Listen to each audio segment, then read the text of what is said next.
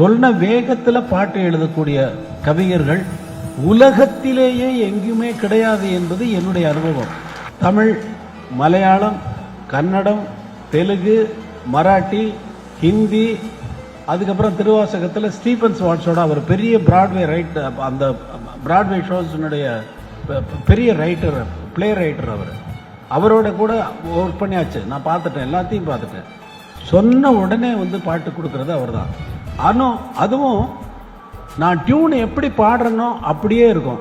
இப்போ டியூன் பாடுறப்ப இந்த போர்ஷனுடைய ஆக்டிவேஷன் நிறைய இருக்காது. இந்த டியூன்ல நான் சொல்றேன், இந்த டியூன்ல இல்ல, எல்லா டியூன்லயுமே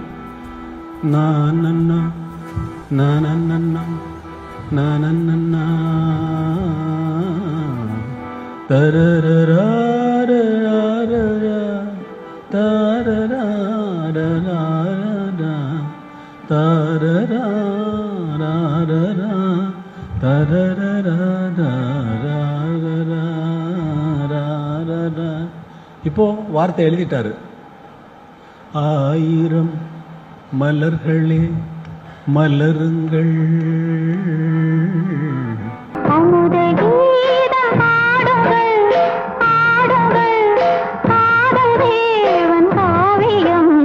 நீங்களோ நாங்களோ நெருங்கி வந்து சொல்லுங்கள் சொல்லுங்கள். ஆயிரம் மலர்களே மலருங்கள். அதே குவாலிட்டி வாலி சார்.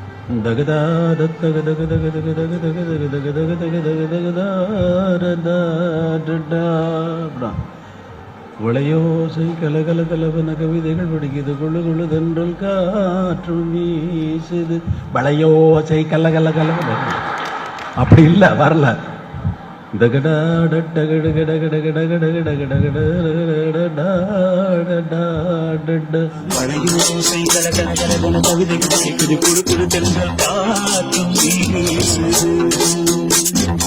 அப்படி இவ்வளவு திறமையானவர்களை எல்லாம் கொண்டிருக்கிறது இந்த தமிழகம்.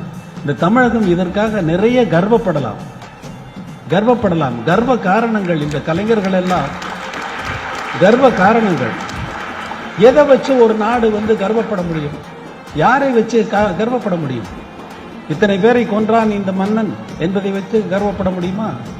கர்வ காரணம் இந்த கலைஞர்கள் எல்லாம். கம்பனாகட்டும், பாரதியாகட்டும், இளங்கோவடிகளாகட்டும், இதெல்லாம் நமக்கு தமிழுக்கு உள்ள ஒரு பெரிய சிறப்பு.